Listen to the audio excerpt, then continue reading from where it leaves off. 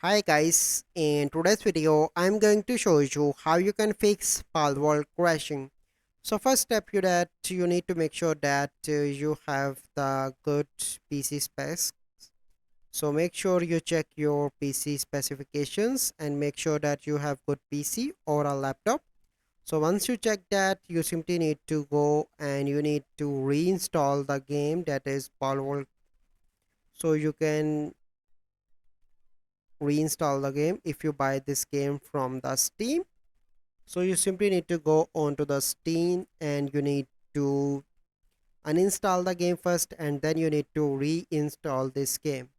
So once you done that, you simply need to go and check your internet speed and make sure you have the good internet connection. So once you check that all, you simply need to restart your PC, and then hopefully your issue get resolved. So this is the process. I hope you find this video helpful.